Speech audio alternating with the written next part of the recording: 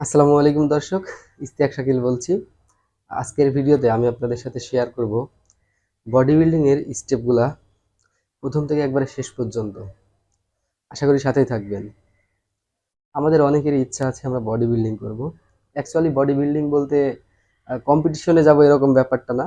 আমরা অনেকেই চাই আমাদের বডিটা যাতে ফিট থাকে।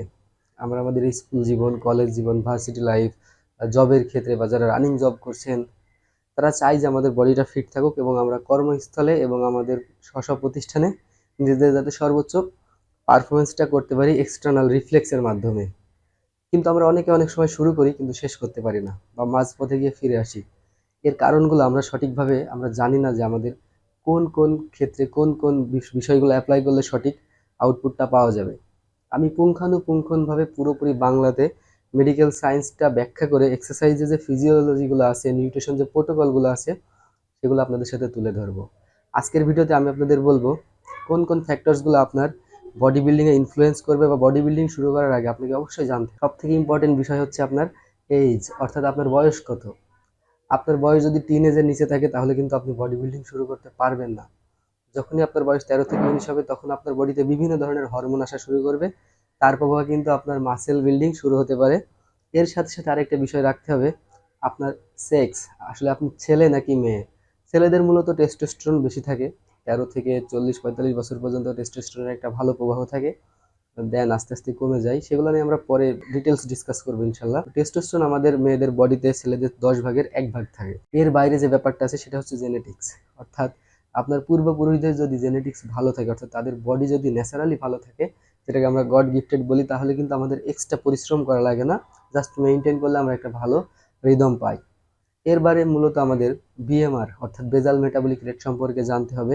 বিএমআই এবং এফএফএমআই অর্থাৎ আপনার বডি মাস ইন্ডেক্স, আপনি কতটুকু আপনার বডির ওয়েট আছে বা হাইট আছে সেই তুলনায় আপনার বডির কন্ডিশনটা কি, আপনি আসলে আন্ডার ওয়েট, ওয়েট নাকি ওভার ওয়েট, ওবিস, সেগুলো জানতে হবে। এর বাইরে একটি বিশেষ ইন্ডিকেটর আছে যেটাকে আমরা বলি ফ্যাট ফ্রি মাস ইন্ডেক্স বা এফএফএমআই। এগুলো সম্পর্কে আমি ডিটেলস আপনাদেরকে ধীরে ধীরে বলবো। তাছাড়া আপনাকে জানতে হবে আসলে আপনার গোলটা কি, অর্থাৎ আপনার লক্ষ্য কি। আপনি কি আসলে পাওয়ার, হাইপারট্রফি, স্ট্রেংথ নাকি ইন্ডিউরেন্সের জন্য ওয়ার্কআউট করবেন। কথাগুলোর মানে তো বুঝলেন না। একটু একটু বুঝিয়ে দিচ্ছি, দেন আমরা বিস্তার আলোচনা করব। পাওয়ারের যে বিষয়টা বললাম সেটি হচ্ছে, আপনি কি অলিম্পিকে রানারদের দেখেছেন? তারা কিন্তু খুব অল্প সময়ে 9.33 সেকেন্ডে ওসাইন বোল্ট 100 মিটার স্প্রিন্ট সম্পন্ন করে। সেটা হচ্ছে পাওয়ারের ক্যাটাগরিতে। আপনি কি আসলে এরকম হতে চান, নাকি আপনি বিভিন্ন স্পোর্টসের জন্য ইন্ডিউরেন্সের যে এক্সারসাইজ আছে সেটা করতে চান? এর বাইরে আপনার হাইপারট্রফি অর্থাৎ মাসেল গেইনের এক্সারসাইজ আছে সেটা করতে চান, নাকি স্ট্রেংথ অর্থাৎ অলিম্পিকে যে পাওয়ার লিফটার আছে তাদের মতো হতে চান?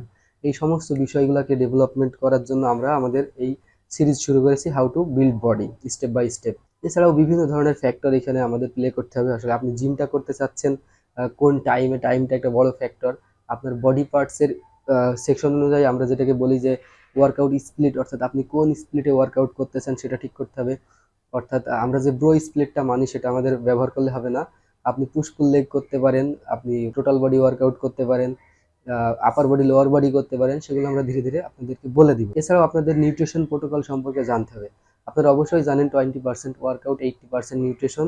তার বাইরে সব থেকে ইম্পর্টেন্ট জিনিস হচ্ছে রেস্ট। প্রপার রেস্ট ছাড়া, অর্থাৎ রাত্রে অন্তত পক্ষে 6 থেকে 7 ঘন্টা যদি রাত্রের ঘুমটা না ঘুমাইতে পারেন তাহলে কিন্তু আপনার বডি যে হরমোনাল ব্যালেন্স সেটা নষ্ট হয়ে যাবে। তাহলে কিন্তু আপনার বডি কখনোই গ্রো করবে না। এই সমস্ত বিষয় আমরা ধীরে ধীরে ধীরে ধীরে আপনাদেরকে বিস্তরভাবে আলোচনার মাধ্যমে বুঝিয়ে দিব। সাথেই থাকবেন। আর ভিডিওটি ভালো লাগলে অবশ্যই লাইক করবেন, আপনাদের বন্ধুদের সাথে শেয়ার করবেন। পরবর্তী ভিডিও দেখার জন্য আমন্ত্রণ রইল। ততক্ষণ সুস্থ থাকুন, সুন্দর থাকুন। আল্লাহ হাফিজ।